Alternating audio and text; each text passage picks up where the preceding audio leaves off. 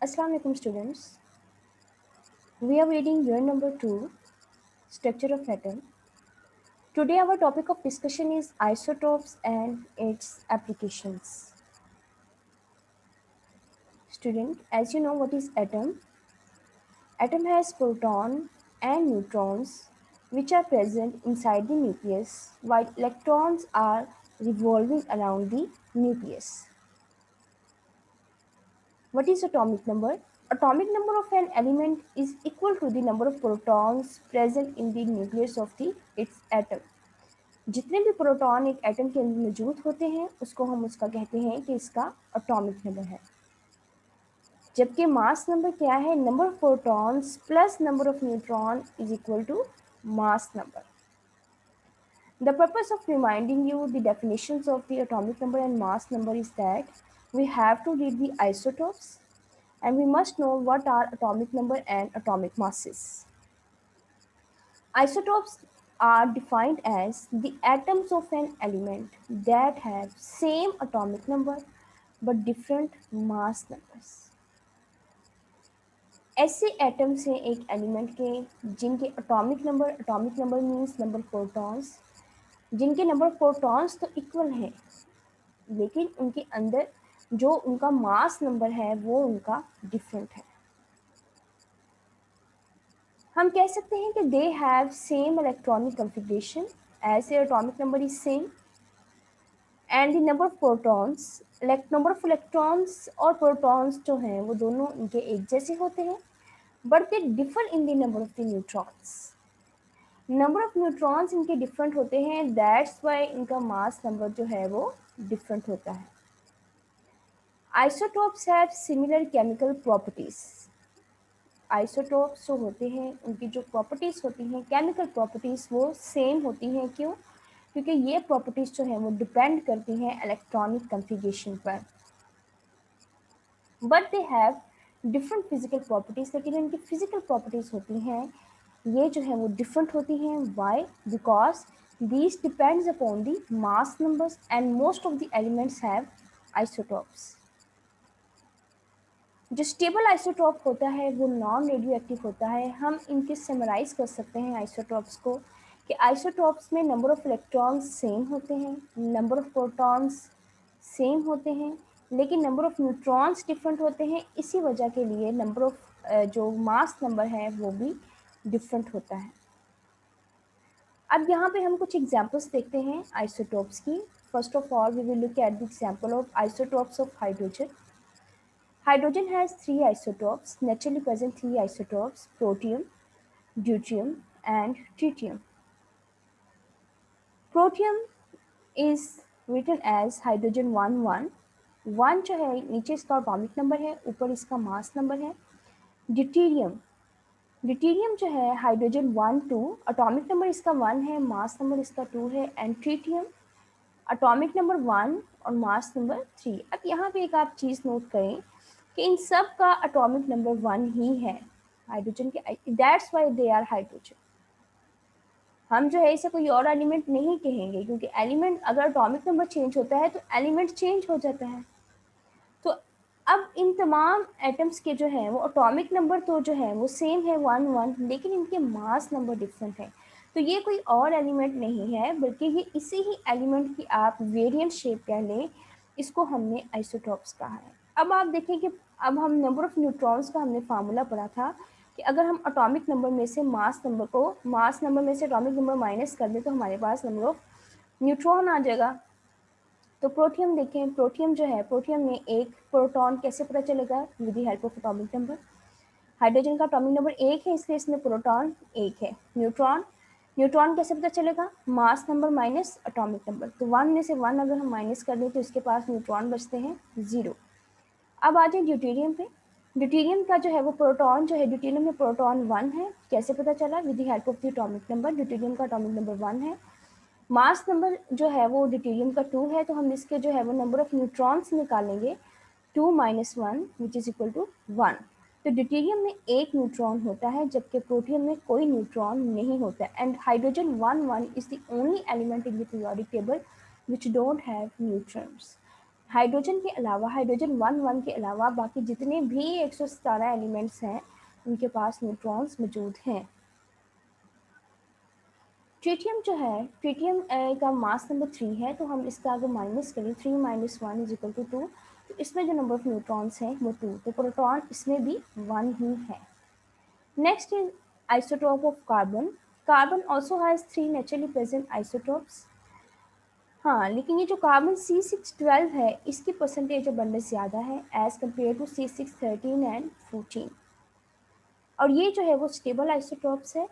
Carbon जो है वो इसके 3 आइसोटोप हैं, carbon C612, carbon C613, carbon C614। हम इसको नॉर्मली कार्बन 12, कार्बन 13 या कार्बन 14 नॉर्मली जो है वो हम इसे इस तरह से बोलते हैं। अब कार्बन जो है C612 जो है इसमें कितने प्रोटॉन हैं? 6। कैसे पता चलेगा? With the help of the atomic number.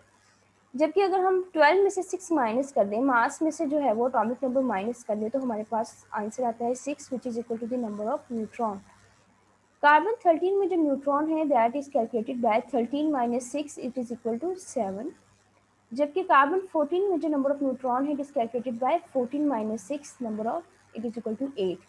चूँकि इन तमाम कार्बन के आइसोटोप्स का जो है वो एटॉमिक नंबर 6 ही है, इसलिए इन तमाम में प्रोटॉन जो है वो 6 ही हैं, और जितने प्रोटॉन होते हैं एक न्यूट्रल एटम में उतने ही इलेक्ट्रॉन होते हैं।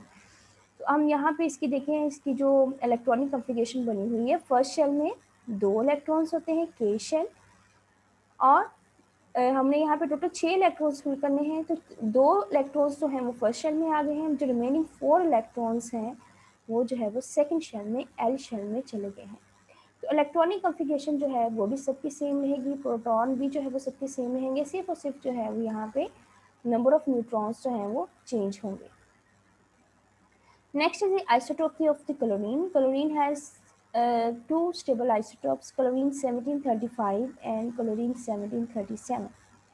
क्लोरीन 1735 में 17 प्रोटॉन्स हैं और 17 ही इलेक्ट्रॉन्स हैं, और नंबर ऑफ न्यूट्रॉन्स जो है वो कैलकुलेट करते हैं 35 - 17 it is equal to 18। And similarly chlorine जो है वो 37 में 17 प्रोटॉन 17 इलेक्ट्रॉन, तो 37 में से अगर हम 17 माइनस करें तो इसमें न्यूट्रॉन्स आते हैं 20।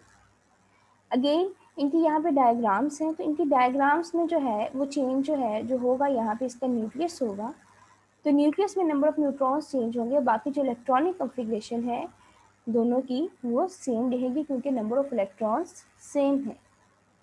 Next is the isotopes of the uranium. Uranium के 3 आइसोटोप्स हैं, यूरेनियम 238, यूरेनियम 234, यूरेनियम 235।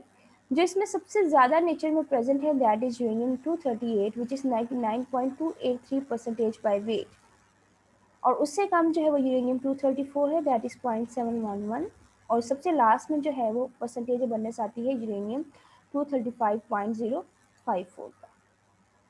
अब यहाँ पे जो है वो हम यूरेनियम के नंबर ऑफ प्रोटॉन्स और नंबर ऑफ न्यूट्रॉन्स कैलकुलेट करते हैं। यूरेनियम 92 to 35 जो है इसका मास नंबर 235 है, और एटॉमिक नंबर जो है वो इसका 92 है, तो इसमें जितना एटॉमिक नंबर होगा उतने ही नंबर ऑफ प्रोटॉन्स होंगे, तो इसके 92 है, और number of neutrons are calculated by subtracting the mass number with the from the mass number and atomic number. 235 minus 92 it is equal to 143. Similarly हम जो है वो यूरेनियम 92 238 और यूरेनियम 92 234 के जो है वो न्यूट्रॉन्स काउंट कर लेंगे। 238 में जो नंबर ऑफ न्यूट्रॉन्स जो हैं दैट इज 146। अब यहाँ पे एक टेबल गिवन है आपकी बुक में, जिसमें जो है वो उन्होंने इन तमाम एग्जाम्पल्स को समराइज़ किया है। हाइड्रोजन के 3 आइसोटॉप्स पढ़े हमने, कार्बन के भी 3 आइसोटॉप्स हैं, क्लोरीन के 2 आइसोटॉप्स हैं, और यूरेनियम के 3 आइसोटॉप्स। इन तमाम आइसोटॉप्स का एटॉमिक नंबर और mass number it should be learned, इनको आपने लर्न करना है। जबकि नंबर ऑफ प्रोटॉन्स और न्यूट्रॉन्स हम खुद से लिख लेंगे, हमें पता है कि नंबर ऑफ प्रोटॉन्स वही हैं जो कि एटॉमिक नंबर है, तो जो इसका एटॉमिक नंबर होगा वही आप इसका नंबर ऑफ प्रोटॉन लिख देंगे, और नंबर ऑफ न्यूट्रॉन्स को भी कैलकुलेट करने का मैंने आपको फार्मूला बता दिया है। तो आप मास नंबर को अगर एटॉमिक नंबर में से माइनस कर देंगे तो आपके पास नंबर ऑफ न्यूट्रॉन्स आ जाएंगे। तो ये तभी होगा नंबर ऑफ न्यूट्रॉन्स को कैलकुलेट। नंबर ऑफ न्यूट्रॉन्स जो हैं वो ज़्यादातर एमसीक्यूज में पूछे जाते हैं। नंबर ऑफ न्यूट्रॉन्स जो हैं और नंबर ऑफ प्रोटॉन्स, ये हम तभी कैलकुलेट कर सकते हैं जब हमें एटॉमिक नंबर और मास नंबर आते होंगे. Now we have to look at the applications of the isotopes. The first application of the isotope is application in uses in daily life where isotopes are used. The first application is radiotherapy. Radio means radiations, therapy means treatment. तो ये जो radiotherapy हम इस्तेमाल करते हैं, it is used for the treatment of the cancer. For the treatment of the skin cancer, isotopes like the phosphorus 32 and strontium, Sr is the symbol of strontium 90, are used because they emit less penetrating beta radiations. Phosphorus 32 और strontium 92 को हम इस्तेमाल करते हैं skin cancer के लिए. Why? Because इनमें से जो रेस आती हैं वो बीटा रेडिएशन है. ये रेस की टाइप है. For cancer, cobalt 60, CO cobalt 60 affecting within the body is used because it emits strongly penetrating gamma rays. It is very famous MCQs. Phosphorus 32 and strontium 90 emits the beta radiations while cobalt emits the gamma radiations. Its second application is the tracer for the diagnosis and medicine. The radioactive isotopes are used as a tracer in the medicine to diagnose the presence of the tumor in the human body. Human body के अंदर जहाँ कहीं पे भी tumour है, तो जब उसको जो है वो आइसोटॉप की मदद से डिटेक्ट किया जाता है, तो वो एरिया जो है वो ज़्यादा ब्लैक हो जाता है. स्पेशली यहाँ पे एग्जांपल गिवन है आयोडीन की. आयोडीन की कमी की वजह से थायराइड की जो डिजीज़ हो जाती है, which is called as goitre. Goitre में जो एक आपका गला होता है, दैट इज swollen up. क्यों? Because the thyroid gland has increased in the mass. So isotopes of iodine 131 are used for the diagnosis. Diagnosis means identification. Identification of the goiter in the thyroid gland. Similarly, technetium TC is used to monitor the bone growth. Our next application is archaeological and geological use. Archaeology हम कहते हैं the study of the old objects. Old objects और buildings की study को हम archaeology कहते हैं. And geology is the study of the earth. तो आर्कियोलॉजी और जियोलॉजी के डिपार्टमेंट में भी जो है वो आइसोटोप्स का बहुत ज़्यादा इस्तेमाल है. How? The radioactive isotopes are used to estimate the age of the fossils like dead plants and animals and stones. Fossils हैं जो कि एनिमल्स और प्लांट्स के जो हैं, जो रिमेनिंग्स हैं जो कि अर्थ के अंदर बरीड हो गए थे, इनकी एज फाइंड आउट करते हैं. फॉर सपोज कि अगर कोई लकड़ी का लॉग बड़ा है, कोई मिट्टी के अंदर दबा हुआ है, तो साइंटिस्ट जो है, आर्कियोलॉजिस्ट जो हैं, उसकी एज बता सकते हैं कि ये जो एक फॉसिल है ये कितना पुराना है.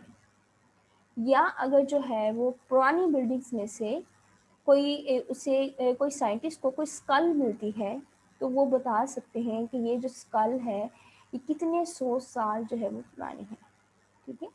ये जो age determination of the very old object is based on the half life of the radio active isotope is called the radio active isotope statement. अब कहते हैं कि इसमें जो है किस तरह से फाइंड आउट करते हैं कि अगर तो कोई बॉडी जो है उसमें से बहुत ज़्यादा बीटा रेडिएशंस एमिट हो रही हों, तो हम कहते हैं अगर 100% बीटा रेडिएशंस एमिट हो रही हैं तो उसकी एज जो है वो 0 होती है. अगर जो है वो उसकी रेडिएशन जो है वो 50% है, तो उसकी एज जो है वो 5730 ईयर्स है. और अगर जो है वो 25% है तो उसकी एज 11,460 ईयर्स है. और अगर 12.5% रेडिएशन से मिट हो रही है 17,190 ईयर्स. यानी कि जैसे जैसे आप इसमें देखें, एज द टाइम पास उस बॉडी में से जो रेज एमिट हो रही हैं वो जो है वो आहिस्ता आहिस्ता कम होती जाती हैं. और ये जो रेडिएशन होती हैं ये बीटा रेडिएशन होती हैं जिनको हम काउंट करते हैं. और ये किस तरह से काउंट करते हैं कि an important method of the age determination of the old carbon containing object is by measuring the radio activity of the carbon 14. इसके अंदर जो कार्बन 14 का, कार्बन 12 का जो आइसोटोप है कार्बन 14, ये जो है वो कितनी रेडिएशन एमिट कर रहा है, इसको हम कहते हैं रेडियो कार्बन डेटिंग और simply carbon dating. Next application is the chemical reaction and structure determination. किसी भी लिविंग थिंग में किस टाइप का केमिकल रिएक्शन हो रहा है और उस केमिकल रिएक्शन के रिस्पॉन्स में किस टाइप का जो है वो कंपाउंड्स बन रहे हैं, इसको भी जो है वो हम फाइंड आउट कर सकते हैं with the help of isotopes. The radioisotopes are used in the chemical reactions to follow a radioactive element during the reactions and ultimately to determine the structure. For example, यहाँ पे जो है वो हम living animals living plants में जो है वो फोटोसिंथेसिस का प्रोसेस जो है उसको स्टडी करने जा रहे हैं. We know in photosynthesis process plants absorb the carbon dioxide and they release the oxygen gas. अब कार्बन डाइऑक्साइड जो है वो प्लांट के लीफ के ऊपर किस साइड पे अब्जॉर्ब होती है और वो प्लांट के अंदर लीफ के अंदर कौन सा पैसेज जो है वो फॉलो करती है, प्लांट के सेल के अंदर कार्बन 14 कौन कौन से ऑर्गेनेल्स में जाती है और क्या क्या वो स्ट्रक्चर बनाती है, ये सब पॉसिबल तब होगा जब हम कार्बन डाइऑक्साइड में जो कार्बन है इसमें जो नॉर्मल कार्बन है इसको रिप्लेस कर दे कार्बन 14 से. यानी कि हमने प्लांट को ऐसी इन्वायरमेंट देनी है जिसमें वो ऐसी कार्बन डाइऑक्साइड अब्जॉर्ब करेगा जहाँ पे टैग लगा होगा. इसको हम कहेंगे हमने टैग लगा दिया है कि कार्बन 12 की जगह पे हमने कार्बन 14 रख दी है. अब ये कार्बन 14 जो है हमें पता है ये रेडियो एक्टिव है, ये रेज इमिट करती है.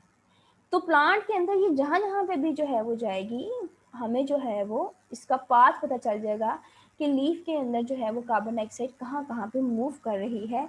तो इस तरीके से वी कैन डिटरमिन कि which type of the chemical reactions and what is the pathway of the chemical reaction. It's last application is in the power generation. Power generation में हम इसको यूज़ करते हैं in the nuclear fission reaction.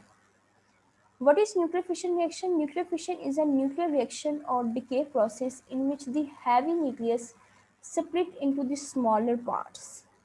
एक heavy nucleus like uranium जो है वो लिया जाता है और इसको जो है वो तोड़ दिया जाता है दो छोटे न्यूक्लियस में. Fissions mean to break. The fission process often produces free neutrons and photons in the form of the gamma rays and releases a large amount of the energy. यहाँ पे इसको डायग्रामेटिकली शो किया गया है कि जब uranium 92 to 35 के ऊपर जो है वो न्यूट्रॉन स्ट्राइक किया जाता है तो ये जो न्यूक्लियस है यूरेनियम का heavy nucleus it is break down into barium and krypton. Barium 56 139 plus krypton 36 95 along with the release of the 3 neutron. और इसके साथ साथ जो है वो एक tremendous amount of the energy is released in this chemical reaction. Okay students, here is your home task. You have to define the isotopes. Draw the isotopes of hydrogen. Define carbon dating. How isotopes are used in the medical field. And what is nuclear fission reaction. Thank you students.